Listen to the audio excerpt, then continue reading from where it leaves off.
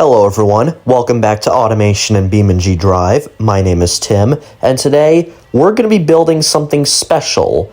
We're going to be building a car for the fuel crisis. A muscle car built specifically for the fuel crisis.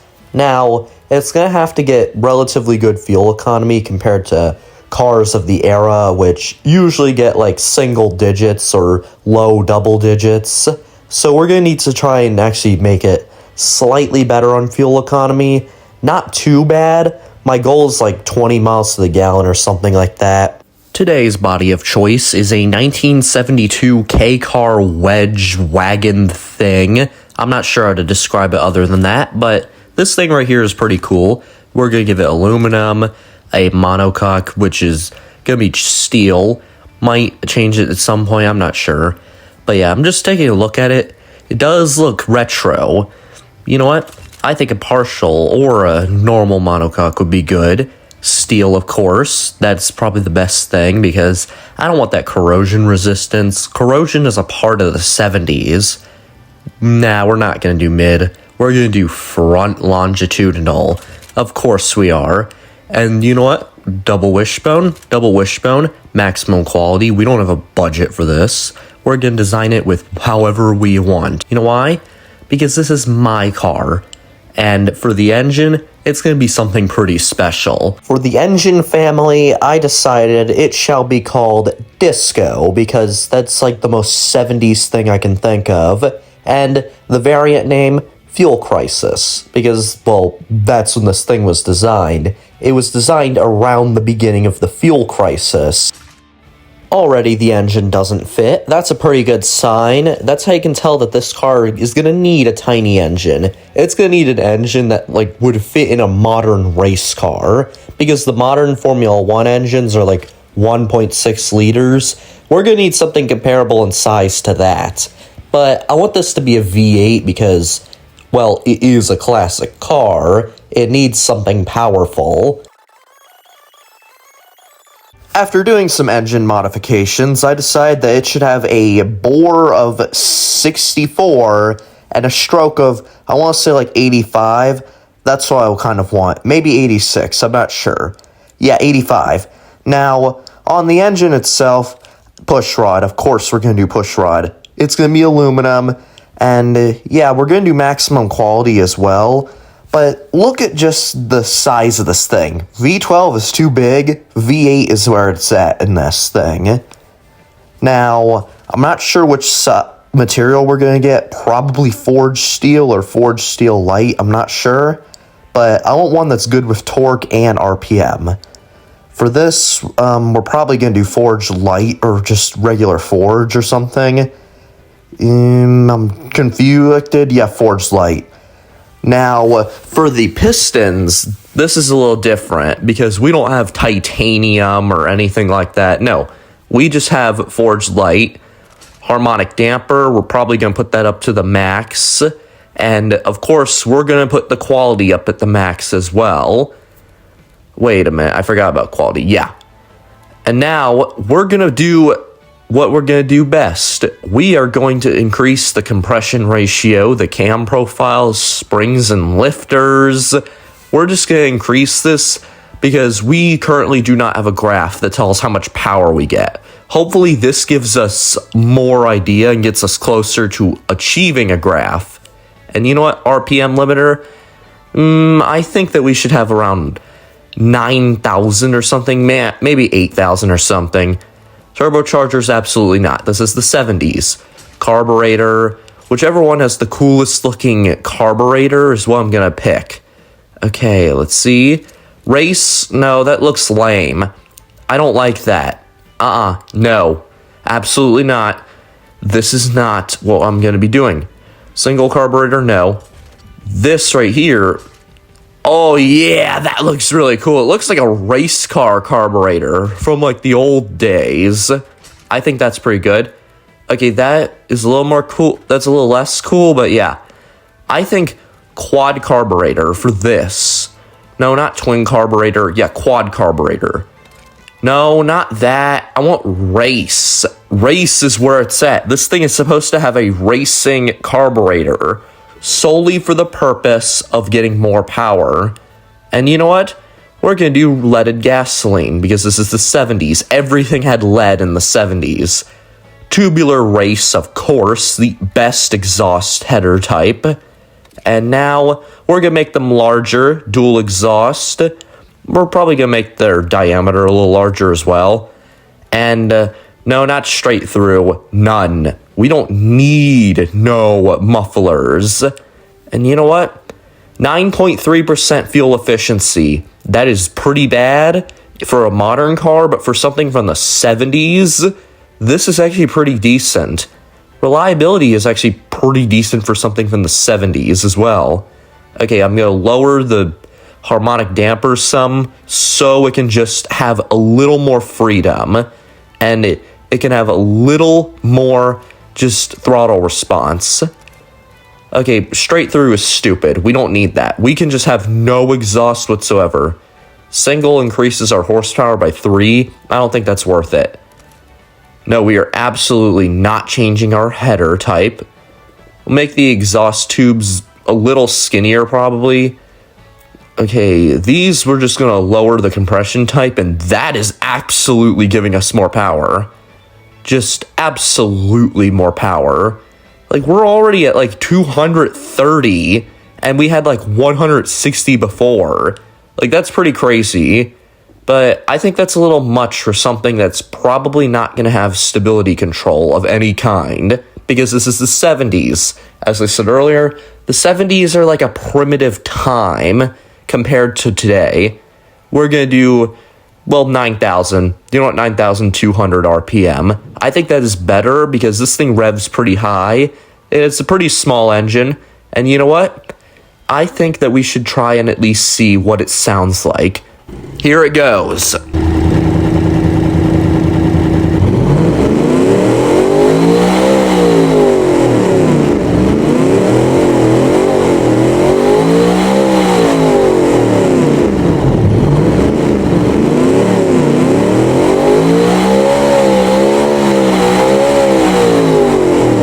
Now, that was a pretty good sounding engine, and it's surprisingly quiet compared to some other engines I made. I think one of them was like 150 volume, but that's because I had to go to negative quality for the exhaust. We are not changing the body. Some of these do look cool. Like, I think there was one with like a flatbed or something. That would be awesome, but no. Now, this thing needs a paint color, something special. I'm not entirely sure what I should paint it, but yeah, let's just modify the body first before we do any sort of painting. The rear needs to be wider because, well, duh, this is going to be a rear-wheel drive car. We need wide tires, very wide tires, and we're not going to be able to get the best stuff. Like, we're not going to be able to get modern tire types. No, we're going to be stuck with whatever the 70s has to offer, and specifically whatever the early 70s has to offer. Let's make this thing as short as possible, because why not? I'm not sure if that actually increases, like, agility or anything like that, but if it does, that would actually be pretty interesting. And, no, we're not doing that. We're just gonna, like, push... No, I want to push this thing back as far as possible. Yeah, this vehicle is probably only, like, 10 feet long or something like that, which should give you an idea just how tiny this thing is. This thing is shorter than Miata, and no, none of the paint colors actually look good for this. None of them are good. I don't like that. No, absolutely not. I think we might actually need to come up with a new color for this car solely because I don't have an idea for it. So, I have a plan. A pretty cool plan. It's to go to the internet to a random color generator and generate a color for us until I reach a color that I like. Okay, I'm back from the internet and I got my color code. No, that's not the right one. I forgot this is not RGB. We're going to be using the hex code for this because that is actually easier to type in. Now, it's a purple looking color, kind of plum-like, to be honest. Well, you've heard of plum crazy. Get ready for plum lunatic. Yep, that's what we're gonna call this. Because plum crazy isn't crazy enough for this thing. No, we need a color that shows that the driver is an absolute lunatic for buying such a thing when, the Mustang 2 was available or some other car like that. A muscle car with only like 140 horsepower in its top trim. Gosh, that's sad. The thing that makes it so sad is that the Mustang 2 King Cobra trim, which came out a few years after 1972, that car has a 5-liter V8. This is a 2.2-liter V8, and this V8 makes more power, like about 70 more horsepower than the Mustang 2 was top trim level, which is just tragic. And you know what? In a drag race, this thing would absolutely win. Even though it's shaped like a block of cheese. But that doesn't matter. What we're doing is cool. Okay, this gunnered metal right here is nice and all, but I might change it. I'm not sure. I don't want stainless steel in the 70s because... No, stainless steel is an 80s thing with the DeLorean. Okay, sturgeon looks pretty good and all. Nah, I'm gonna make it plumb lunatic. I think that actually might be better. Like, I'm not even kidding when I say that. It might be better. Now, for the transmission, it's rear-wheel drive for the drive type. Manual, of course. Now, top speed, I'm going to put it at 237. Why not? Now, clutched LSD for limited slip.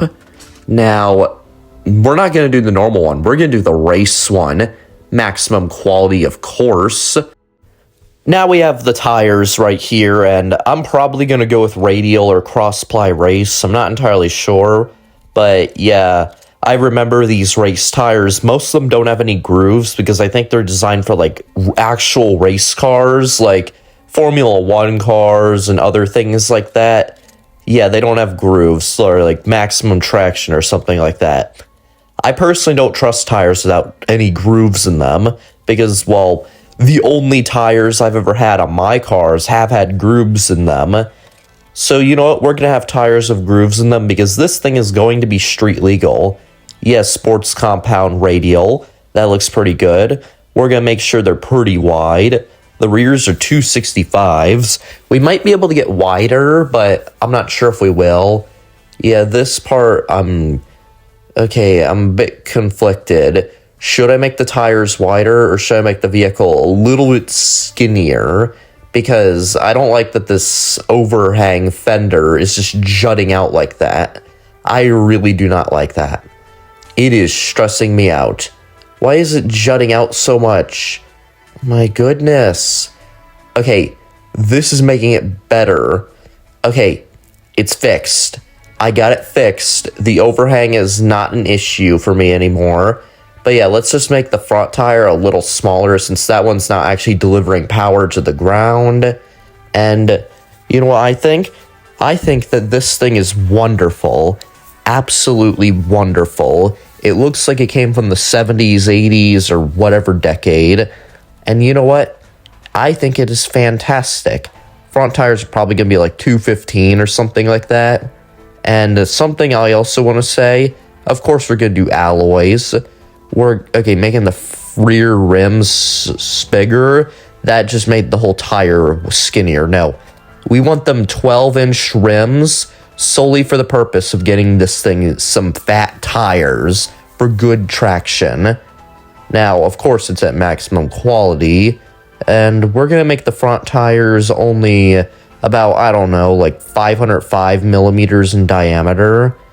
And we're going to make the rear tires 565 millimeters in diameter. You know what? I'm going to do 510 millimeters in diameter for the first one. 13-inch rims for the front. Nah, just 500. That is better in my opinion. Because those aren't delivering power. Those are for steering. Why should I care? Brakes, we're going to do vented discs in the front. Because that's where all the stopping power is going to be. And if the rear happens to have crappy enough brakes, I could potentially pull off a burnout in this thing.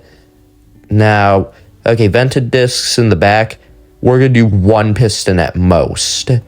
And, we're going to do, for our aerodynamics, it's a little complicated, but we're probably going to do something like semi-clad because that's our only option, kind of. Off-road skid tray probably won't do much for us. Let's decrease the airflow to get better fuel. Okay, 0.24 something is pretty good for the 70s. I think 0.3 something would be better. Okay, we're not going to do a race interior. We're going to do basic.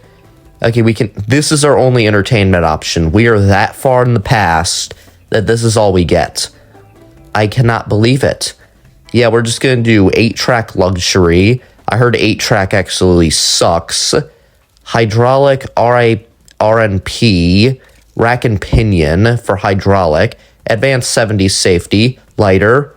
Oh my, this thing weighs less than 1,300 pounds. This thing is going to be kind of hard to control or something like that. I bet you this thing is probably going to be a nightmare to drive. We're going to make it more rear weight centered. Hydro pneumatic, no.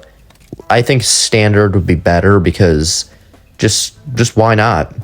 Let's do the sport preset and then do some light modifications to that because I personally don't want to tune a complex suspension for this thing.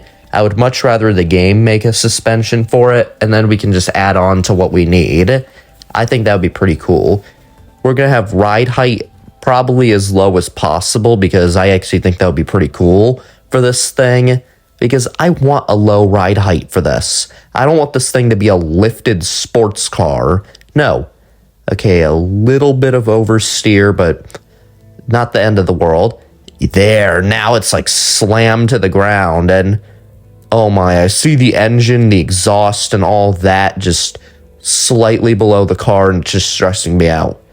Hints said that Hints give us ideas on how to fix this, but no, we're not going to follow that this late. Instead, we're going to see that this thing has only sold 0 units with the public. 20.2 miles per gallon, that's pretty good. Doesn't it say $568,000 is the price for this thing? Because if that's actually how much this thing would cost back then, I'm fairly certain that would make this the most expensive car in the world at the time. But yeah, these are all the stats. I think they're pretty good. 3 meters long, that is about 10 feet. You know what, let's make it slightly heavier just so it can be better at controlling. Because that's all. Now it's fixture time. We're going to give it pop-up headlights because it turns out they actually became popular in the 70s. We're going to give it a smiley grille, 2 square exhausts, a chrome bumper, a rear license plate, pretty much everything that's necessary to make this thing street legal.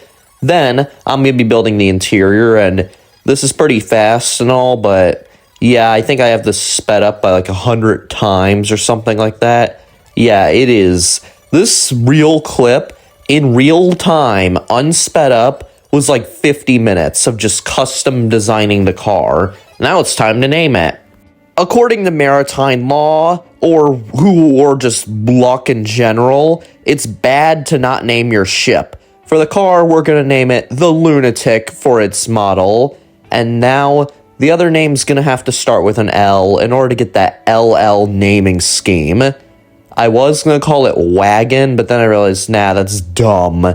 Lagonda. Lunatic Lagonda is what this thing is going to be called. Because, frankly, that is pretty awesome. And now, let's go to BeamNG Drive. We're currently in BeamNG Drive right now, and if you can hear it, oh yeah. I don't know why, I'm fairly certain we might be lagging some. It might not appear it to you, but to me it kind of is a little. But yeah, this thing right here is a pretty cool vehicle. Let's see how it drives, and oh no, it does not drive that good. It drifts and it has traction issues. Oh, probably because it's a car from the 70s of 210 horsepower. And, you know, it weighs less than some actual people who have lived in real life. But something I will say, this vehicle sounds pretty good, but doesn't drive the best. And the vehicle itself is actually pretty cool, to be honest, because it is just a genuinely fun-looking vehicle. I like the name, the Lunatic Lagonza. It's decently loud, not super loud. And also something about it, it's just a pretty cool car. 40 mile per hour speed limit. If we go any faster, I'm fairly certain we'll spin out. Anyway, this is what the driver camera looks like. Yeah, this thing is so small, it just places us on the hood by default. And you know what? This vehicle, we're just not moving right now.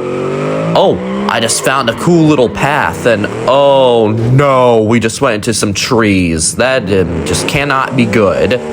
You know what? Let's go backwards and get covered in dust. Okay, that was a kind of weird maneuver because we kind of did a little burnout in reverse. That's pretty nice and all, but let's go down this country road as fast as we possibly can without crashing. And no, I don't feel like that. I feel like we should try and do a burnout or just see how much fire can come out of the exhaust. And okay, oh no. Oh, I thought we were gonna hit that guardrail. I really thought we were, and I'm happy we did not. But yeah, let's just stop right here for a moment and just admire the beauty that we created. Let's just admire it. Admire its plum lunatic color. It's beautiful. Now let's just keep on going. When we keep on going, we'll see some pretty beautiful nature. We'll even go under a bridge. That's pretty nice and all. And we'll see our speed limit is about 40, maybe 35. I kind of didn't take a long time to look at it. Yeah, we're going like 70 at some points down this road. That is not at all safe. This thing does not have traction control whatsoever. And it shows it does not have any. Like, seriously, my car would handle better down this road, and all it has is ABS. That is literally all it has, and it would handle better. Okay, it's also front-wheel drive most of the time, with an all-wheel drive mode as well. But yeah, this thing does drift pretty well, and would probably make a pretty good drift burnout machine, or something like that. But yeah, I think this is actually a pretty neat little vehicle. It's fast, absolutely fast. Like, probably one of the fastest cars of the 70s, to be honest, because the 70s are when the oil crisis happened, and that's when car companies started making more cars that were just less powerful, despite having engines that were about the same size. Yeah, they had to make their cars so much less powerful, solely to save fuel, and it was embarrassing to say the least. But yeah, the thing about this, if this were released in the United States in 1973, it would be, no joke, the fastest production car in the world. That's because in 1973, it might be the Lamborghini Miura, I'm fairly certain. Maybe the Countach, I'm not completely certain on that. I'm guessing it's the Miura. Yeah, that car, top speed of 170. This thing, I don't know what its top speed is, but I'm gonna assume it's faster than that. And you know what? We're actually gonna do a top speed run pretty soon for this thing, because I personally do not want this thing to just be another boring little vehicle that just doesn't have an official top speed. No, I don't want it to be, because I want this thing to have a definitive top speed.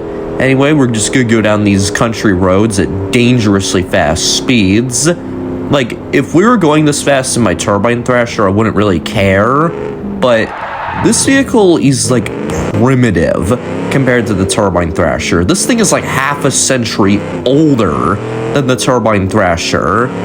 And you know what? Yeah, I also did my research. This wouldn't be the most powerful car in America in 1963.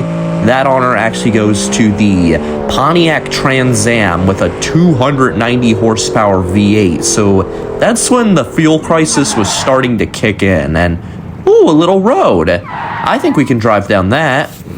I think we can. I'm not sure how good this thing will do down it, but yeah, let's at least try and... oh yeah, this thing sucks at off-roading. Like, the wheels definitely try, but they just cannot go up because, well, even though this thing weighs like next to nothing, this thing is still just so unbelievably bad at off-roading. But anyway, let's go on this. Oh, and if you're wondering just how lightweight this vehicle is, yeah, take the Tesla Model X, remove the entire car itself, and you just have the battery. That battery, I'm fairly certain, weighs about as much as this car. The battery alone. So yeah, that should give you an idea just how lightweight this thing is. And just, no, it is not easy to control. I'm not going up that hill. That would definitely not end good, because no, I don't want to go up it. Because I don't think this thing could make it up it, even if it tried. Now, we're going to go here, this way, because I'm fairly certain it leads back to a paved road for once. A road that we will get mediocre traction on, but hey, at least we'll be able to drive at fast speeds and not just whatever we're currently doing. But yeah, we're currently on the road. I'm not going down that off-road trail. And wait a minute, I recognize this road. This takes us back to the gas station where we started. And I just want to admire this car some more, because why not? This car is wonderful. It's a wonderful piece of machinery that I think should have been made in the 70s. Because if this thing existed in the 70s, it would definitely be a cult classic collector of some kind. Because there is no way this thing wouldn't be a collector's item if it existed in the 70s in real life. Because just look at it. It's crazy. It literally has the word lunatic in its name. And it is just so small. I'm fairly certain its length is about the same as the width of each lane. So yeah, like you could park this thing completely the wrong direction in the middle of the road, and it would be about the same length as the width of a road lane. Now yeah, it does pretty good donuts and all that. It actually does really good donuts, since it's not like so powerful it's literally undrivable. It drives, but the donuts it does is reasonable. It can do a pretty reasonable burnout, not for long though, because for some reason the game doesn't want me to do long drawn out burnouts. And just, these donuts are wonderful. Like, utterly wonderful. They're like, if you could eat car donuts, they would probably be delicious, to be honest. Actually, no, they'd probably be disgusting, since it would be burnt rubber, and that's literally what it would be. But yeah, right here, let's go up here, and, yeah, let's just try something out. Oh my. I kind of want to figure out what the horn of this thing sounds like, because that is something I keep forgetting cars have, and oh my goodness, this is really what the horn sounds like? Like, what would get you out of the way? Something that sounds like this, the engine, would this get you out? What would get your attention more? The engine?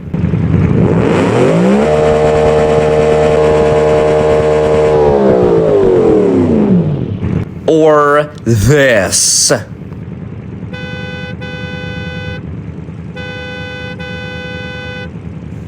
Yeah, it's a serious thing to think about. What would get your attention more, the engine or the horn? For me, it would be the engine, but yeah.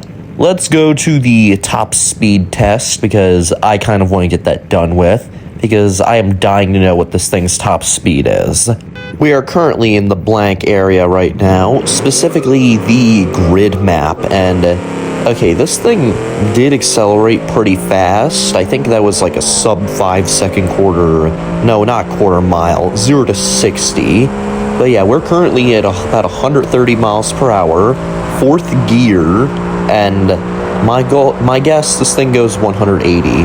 That is my guess for its top speed, and we just gotta keep going in order to find out what that is. And we're already faster than the Lamborghini Miura, making this the world's fastest vehicle. 184, okay, 186, 187.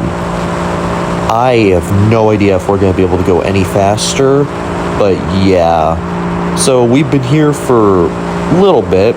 The number hasn't even flickered in the slightest, so I'm just going to assume 187 is the absolute maximum speed of this thing. Anyway, I'm kind of getting a little bored of doing a top speed run. Let's just take it to the drag strip already. This drag race is the Lunatic Laganza versus the car from last video, aka the ALFS. Average little family saloon or sedan, whatever you want to call it.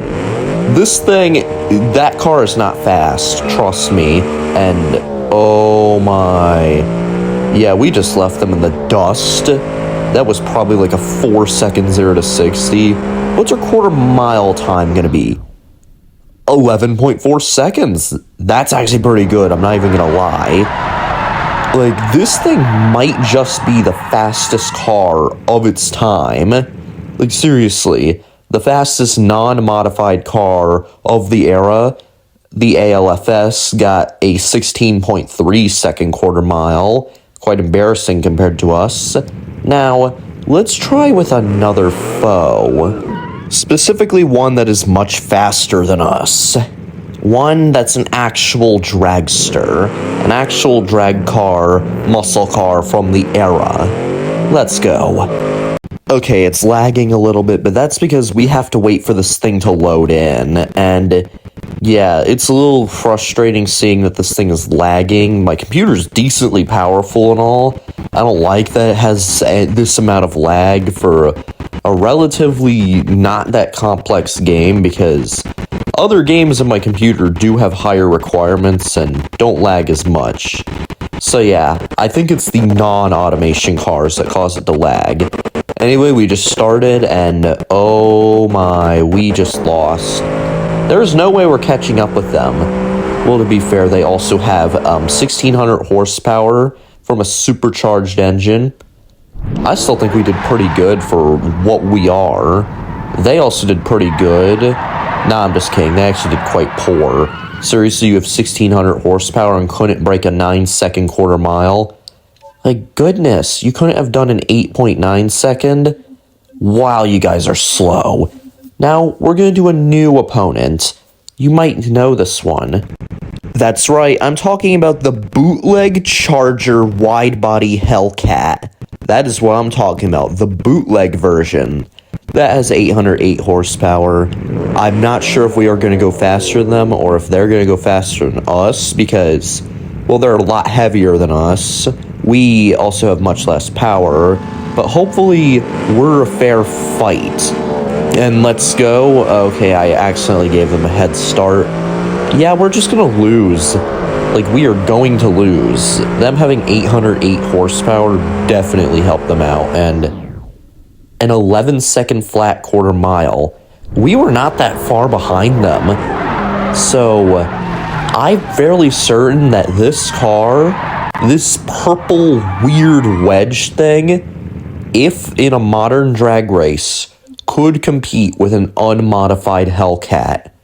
Specifically a Hellcat wide-body Charger. It could compete with an unmodified one. But now, we're going to test it against a car that we have seen many times before on this channel. A car that is wonderful. A car that's classic and kind of slow, to be honest. I'm of course talking about the Uno Musso.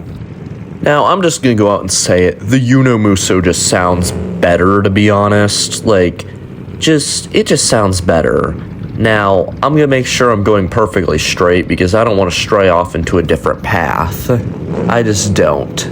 Now, let's set our car up on the line, and then we'll be ready to race the legendary Uno Musso. And, oh, they were at the same speed as us for a split second. Well, they're going to be far behind us now, because we're clearly going much, much faster. Again, 126 mile per hour trap speed, and I just can't get over how much I love both of these cars. They're V8 vintage cars from two different eras, one from the 40s, one from the 70s, and they're both wonderful. The Uno Musso is pretty fast for what it is, and so is the Lunatic Laganza. Now, I think we should try another foe. A foe so evil that it made every other drag car in BeamNG Drive look slow. Every car I've ever made looks slow. That's right. I'm of course talking the Turbine Thrasher. A vehicle so menacing that it makes everything look slow. And now we have to race against a white version of it because for some reason, BeamNG Drive likes to ruin my paint job. And even if we did not get a head start, like even if we didn't give them one, we would still lose. That car, I'm fairly certain, is capable of doing a 6.4 second quarter mile. Like a 7.2. Like, that's the AI doing that. It's not good, it's not bad. This car just... The Laganza is cool and all, but it's not going to be as fast as the Turbine Thrasher. I don't even think we could fit a Turbine Thrasher engine into this thing if we even wanted to.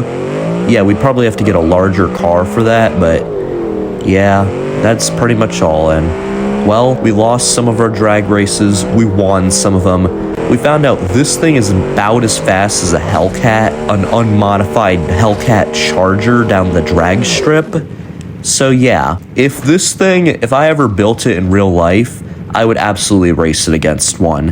And now, let's go somewhere special. So I've made it a tradition that at the end of all my automation BeamNG Drive videos, I am going to launch my car into the ocean. That is going to be what I do for the end of all of them, and well, let's just watch this beautiful purple Happy Meal toy looking thing fall down a pit into despair. And okay, it fell from like over 1,000 feet. There is no way the engine would still work if this were real. Like, there is absolutely no way. But, well, this is BeamNG Drive, where pretty much anything can happen. And now the engine's broken. And this is what the driver cam would look like. Anyway, that's all.